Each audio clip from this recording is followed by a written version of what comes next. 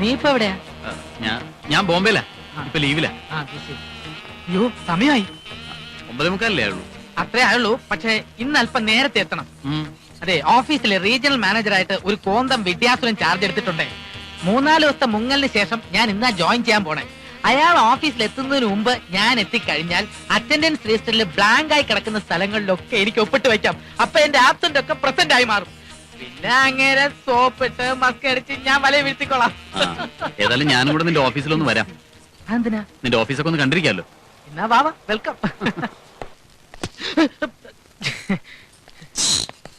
ഇതാണ് ഞങ്ങളുടെ reception. Good morning sir. Good morning. Good morning. Good morning sir. Good morning. ഇവിടെ ഭരണമൊക്കെ ഞാനാ നടത്തുന്നത്. ഇത് വാസു, ഞങ്ങളുടെ peon Vasu. Good morning sir. Good morning sir. Good morning sir. ഈ ടിവി സീരിയലൊക്കെ അഭിനയിക്കുന്നുണ്ട്, എല്ലാവർക്കും എന്നെ വലിയ ബഹുമാനാണ്. നീ ഇരിക്കെ വാസു, ഒരു ചേരങ്ങെടുത്ത്.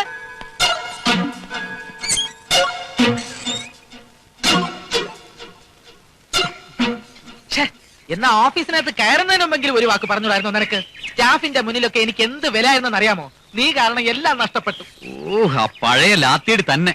നിനക്ക് ഈ വാചകം ഒന്ന് കുറച്ചാലെന്താ? ഇപ്പൊ വളരെ കുറച്ചിരിക്കുക. ഓഹോ, ഇതാണോ കുറച്ച അവസ്ഥ? ഒരു കാര്യം ഞാൻ പറഞ്ഞേക്കാം. നിന്റെ ഈ TV നാടകവും ഒരുമാതിരി അലന്ന സ്പോൺസേഡ് സീരിയലും ഒക്കെ ഇന്നത്തോടെ നിർത്തിക്കോണം. അടങ്ങി ഒതുങ്ങി കഴിയാമെങ്കിൽ മാത്രം എന്റെ കൂടെ ജോലി ചെയ്താൽ മതി. അല്ല, ഒരു കലാകാരന്റെ അന്തർദാഹം. അന്തർദാഹം അത് നല്ല പൈപ്പോളം കുടിച്ചാൽ മാറിക്കോളും. ടിവിയിൽ അഭിനയം വേണോ ഓഫീസ് ജോലി വേണോ എന്ന് ഇന്ന് തീരുമാനിക്കണം. അങ്ങനെയാണെങ്കിൽ എനിക്ക് അഭിനയം വേണ്ട, ജോലി മതി. പിന്നെ പുറത്ത് വെച്ച് നീ എന്നോട് കാണിക്കുന്ന ഈ സ്വാതന്ത്ര്യം ഒന്നും ഓഫീസിൽ വെച്ച് കാണിക്കരുത്. അവിടെ നീ ക്ലർക്കും ഞാൻ ബോസുമാണ്. മതി മതി, ഇനി കുറച്ചു നേരത്തേക്ക് നിന്റെ ഈ സ്റ്റഡി ക്ലാസ് ഒന്ന് നിർത്ത്. പിന്നെ എന്തൊക്കെയുണ്ടടാ വിശേഷങ്ങള്? എങ്ങനെയുണ്ട് നിന്റെ ഇവിടത്തെ താമസമൊക്കെ? കുഴപ്പമില്ല. എന്നാലും ഇത്രയും വലിയ വീട്ടില് ഒറ്റയ്ക്ക് താമസിച്ചാൽ എന്താ പ്രേതം വരും? അതിപ്പോ നീ ഉള്ളിടത്ത് പ്രേതം വരുമോ? പിന്നെ വിഷ്ണു, ഇന്നലെ ദയാനന്ദ സാർ എന്നോട് ചോദിക്കുക, കൽക്കട്ടയില് നമ്മൾ ഒരു വീട്ടില് ഒരുമിച്ച് ഹാപ്പി ആയിട്ട് കഴിഞ്ഞതുപോലെ ഇവിടെയും ഒരുമിച്ച് താമസിച്ചൂടെന്ന്. അതെയോ? അതിന് ഞാനാണ് റീജിയണൽ മാനേജർ എന്ന് നിനക്ക് ഇന്നല്ലേ മനസ്സിലായത്? പറഞ്ഞ അതും ശരിയാണല്ലോ. ഇനി ഞാൻ വല്ല സ്വപ്നവും കണ്ടതായിരിക്കും. മതി മതി മതി, എടാ കിടന്നുരുളാതെ. കൽക്കട്ടയിൽ താമസിച്ചുകൊണ്ടിരുന്നത് പോലെ തന്നെ കഴിഞ്ഞോളാമെങ്കിൽ ഇവിടെയും താമസിച്ചോ. മനസ്സിലായില്ല? എന്റെ ഒരു പേഴ്സണൽ കുക്കും കൂടിയായിട്ട്. ഞാനൊരു തമാശ പറഞ്ഞതല്ലേ. ഏതായാലും പാചകത്തിന്റെ കാര്യത്തിൽ നീ ആളൊരു കൊച്ചുമെടുക്കനാ. ഇന്ന് തന്നെ ഇങ്ങോട്ട് താമസം മാറ്റിക്കോ. നീ ഇങ്ങനെ പെട്ടെന്ന് 1 രൂപ ചോദിച്ചാൽ ഞാൻ എവിടെ നിന്ന് തരാനാ? എങ്ങനെയെങ്കിലും രൂപ ഉണ്ടാക്കി ക്യാഷ് ബാലൻസ് ശരിയാക്കിയില്ലെങ്കിൽ ആകെ പ്രശ്നവും. രൂപ കൊടുത്തിരിക്കുന്ന മുഴുവൻ കച്ചവടക്കാർക്കാ, അവർ ഒന്നിച്ച് തരില്ലല്ലോ. അല്ല, അതിപ്പോ അങ്ങനെ പറഞ്ഞാൽ പറ്റില്ല. ഏത് മുഖേനയും ക്യാഷ് മറിച്ച് അതിന് എന്റെ ജോലി പോകും. മാത്രമല്ല, ചീറ്റിംഗ് കേസിൽ ഞാൻ ജയിലിൽ പോകേണ്ടി വരും. 1-2 ആഴ്ചക്കായി ശരിയാക്കാൻ പറ്റുമോ നോക്കട്ടെ. നീ ചെല്ല്.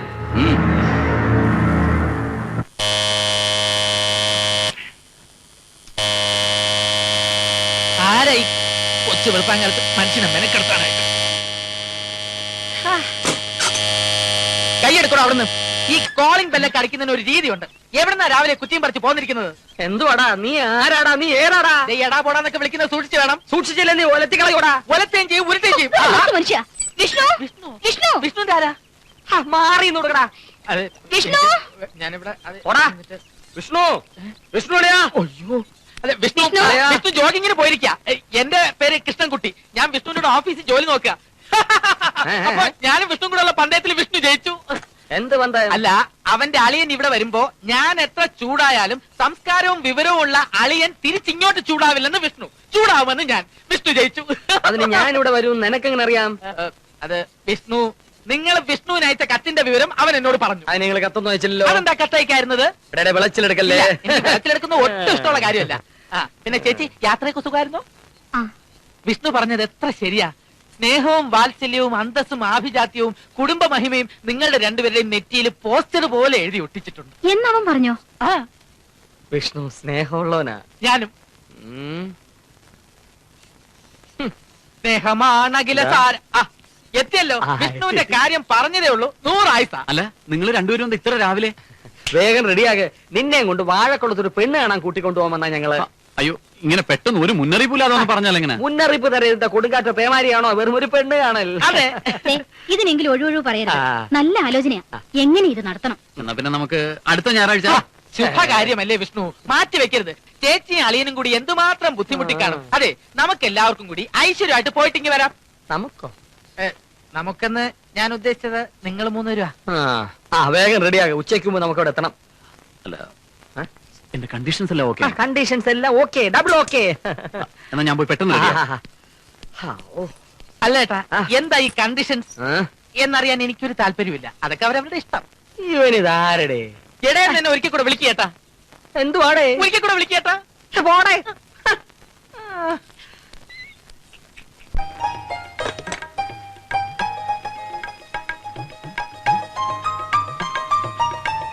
മോടെ പേരെന്താ? സുധ.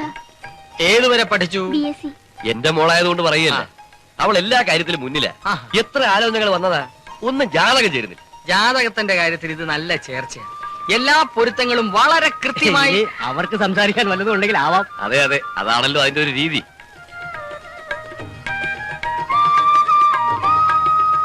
आपको कर्नाटिक संगीत जानता है? അല്ല, പയ്യന് മലയാളം അറിയില്ലേ?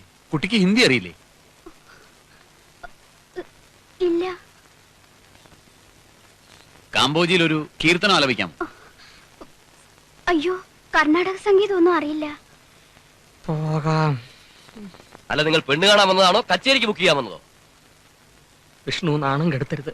കുട്ടിയെ നിനക്ക് ഇഷ്ടപ്പെട്ടാൽ നീ കണ്ടീഷൻസ് ഒക്കെ വേണ്ടാന്ന് വെക്കുമെന്ന് നിന്റെ പെങ്ങളാണ് പറഞ്ഞത്. സോറി, ബുദ്ധിമുട്ടിച്ചതിൽ ക്ഷമിക്കണം. ഈ വിവാഹം നടക്കില്ല. നിങ്ങൾ എന്താ വിചാരിച്ചത്? സൗന്ദര്യം കണ്ട് മതിമയങ്ങി ഞാൻ എന്റെ കണ്ടീഷൻസ് ഒക്കെ താനെ അങ്ങ് പിൻവലിച്ചോളൂന്നോ?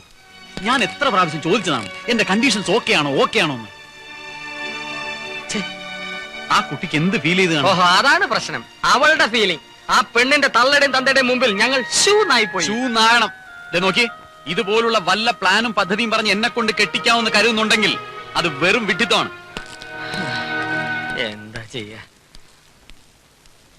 അല്ല ഏട്ടാ, വിഷ്ണു ഇപ്പൊ വിഡ്ഢിന്ന് വിളിച്ചത് കുറുപ്പേട്ടനാണോ അതോ ചേച്ചിയെ?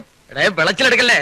ചൊറി വന്നിരിക്കുമ്പോഴാ ചൊറുതണം കൊണ്ട് അടിക്കുന്നത്. അല്ല, ചൊറിക്ക് നല്ല ബെസ്റ്റ് മരുന്ന് ഇറങ്ങിയിട്ടുണ്ട് ചേട്ടാ, ബീറ്റെക്സ്. പാർവതി, ഇവൻ എന്റെ കൈ കൊണ്ട് തന്നെ ചാകുന്ന ലക്ഷണമാ.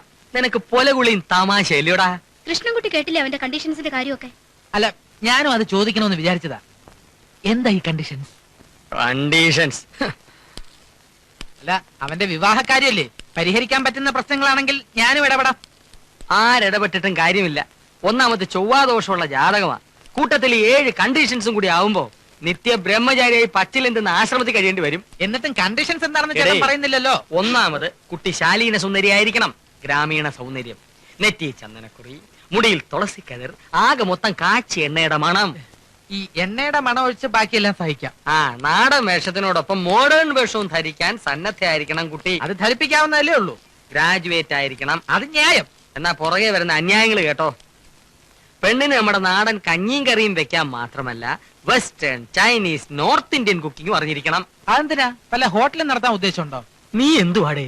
അവൻ ഉത്തരേന്ത്യയിലും വിദേശങ്ങളിലും ഒക്കെ ധാരാളം ഫ്രണ്ട്സ് ഇല്ലേ? അവരൊക്കെ വരുമ്പോ വെച്ചുളമ്പി കൊടുക്കണ്ടേ? അവന്റെ ഫ്രണ്ട്സിന്റെ ഭാഗ്യം. ഇതുകൊണ്ടൊന്നും തീരുന്നില്ല. കുട്ടിക്ക് ഹിന്ദി അനായാസമായി എഴുതാനും സംസാരിക്കാനും അറിഞ്ഞിരിക്കണം. അതെന്തിനാ? ഹിന്ദി ക്ലാസ് നടത്താൻ ഉദ്ദേശമുണ്ടോ? അതല്ലടേ, അവന് ട്രാൻസ്ഫർ ആയി ബോംബെക്കോ ഡൽഹിയിലോ പോകേണ്ടി വന്നാലോ? പിന്നെ ഡ്രൈവിംഗ് അറിഞ്ഞിരിക്കണം. കർണാടക സംഗീതത്തിൽ പരിജ്ഞാനം വേണം. ഇതിനെല്ലാം പുറമെ ഭാര്യ ധൈര്യശാലിയായിരിക്കണം. വൈജയന്തി IPS പോലെ. അതാരടേ? എന്റെ വകയിലൊരു ബന്ധുവാ. പക്ഷെ ആ കുട്ടിയുടെ കല്യാണം കഴിഞ്ഞതാ. പിന്നെ എന്തിനാണടേ IPSന്റെ കാര്യമൊക്കെ എഴുന്നള്ളിക്കുന്നത്? ഇത്രയും കണ്ടീഷനൊക്കെ ഉള്ള സ്ഥിതിക്ക് ഞാൻ നോക്കിയിട്ട് ഒരു വഴിയെ കാണുന്നുള്ളൂ. പറ. 7 കണ്ടീഷനല്ലേ ഉള്ളത്? അതെ. 7 കണ്ടീഷനും ഒത്തിണങ്ങിയ ഒരു കുട്ടിയെ കിട്ടാൻ ബുദ്ധിമുട്ടാ. അതുകൊണ്ട് ഓരോ കണ്ടീഷൻ വീതം ഓക്കെ ആയ 7 പെൺകുട്ടികളെ തപ്പി അവരെ കൊണ്ട് വിഷ്ണുവിനെ കല്യാണം കഴിപ്പിച്ചാലോ? തൊലിക്കല്ലേ? തൊലിക്കല്ലേ എന്ന് നീ ഇതെനിക്കിട്ട് പണിഞ്ഞാണല്ലേ? ചേട്ടൻ സെന്റിമെന്റലായി. ഇതാ ചേട്ടന്റെ കുഴപ്പം. ചേട്ടാ, 7 കണ്ടീഷൻ അല്ല 10 കണ്ടീഷൻ ഉള്ളവരെ ഞാൻ തപ്പിത്തരാം. അതെ. You know, there is a difference of 1,45,000 rupees in the bank reconciliation statement. അത്രയും വരാൻ സാധ്യതയില്ല. What do you mean? Cash ബുക്കിലെ പല റെസിപ്റ്റ്സും നിങ്ങൾ ബാങ്കിൽ റിമിറ്റ് ചെയ്തിട്ടില്ല. നിങ്ങൾ ഈ തുകകൾ മുഴുവൻ തിരിമറി നടത്തിയിരിക്കുകയാണ്. This is a case of fraudulent misappropriation. You know, Mr. Wilfred, ഇത് കേസ് ക്രിമിനലാണ്. എനിക്ക് പോലീസിൽ കംപ്ലൈന്റ് ചെയ്തേ പറ്റൂ. സാർ, എനിക്ക് പെട്ടെന്ന് കാശിന് കുറച്ച് അത്യാവശ്യം വന്നപ്പോ റോൾ ചെയ്തതാ. ഓഫീസിലെ ക്യാഷ് എടുത്താണോ റോൾ ചെയ്യുന്നത്? ഒരബദ്ധം പറ്റിയാണ് സാർ. പ്ലീസ്, ഇത്തവണത്തേക്ക് എന്നോട് ക്ഷമിക്കണം. സാർ, ഈ ഒരു പ്രാവശ്യത്തേക്ക് ഓക്കെ വിത്തിൻ 24 hours നിങ്ങൾക്ക് ഈ എമൗണ്ട് കൂടെ തിരിച്ചടയ്ക്കാൻ പറ്റുമോ? അത് ബുദ്ധിമുട്ടാണ് sir. Then I am very sorry, Mr. Wilfred. You be prepared to face the consequences. കുറച്ച് സാവകാശം.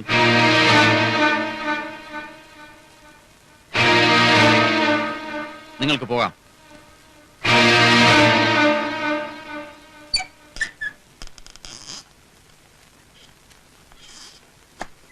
അല്ല വിഷ്ണു, വിൽഫ്രഡിന് അല്പം കൂടെ സാവകാശം കൊടുത്തൂടെ? പോലീസ് കേസ് എന്നൊക്കെ പറയുമ്പോ ഏ? നിന്നോട് ഞാൻ പല പ്രാവശ്യം പറഞ്ഞിട്ടില്ലേ ഓഫീസ് കാര്യങ്ങളിൽ ഇടപെടരുതെന്ന്. അല്ല, അവൻ വെറും ഒരു തല്ലിപ്പൊളി പാർട്ടിയാ. എന്തും ചെയ്യാൻ മടിക്കാത്ത ഒരു ഗ്യാങ് അവന്റെ കൂടെ ഉണ്ടേ. എന്ന് വെച്ച് ഞാനും ആ ഗ്യാങ്ങിൽ ചേരണോ? അതിനിപ്പോ പുതിയ ആൾക്കാരെ അവൻ ഗ്യാങ്ങിൽ ചേർക്കുമെന്ന് അറിയില്ല. Get out. Get out. ഓ.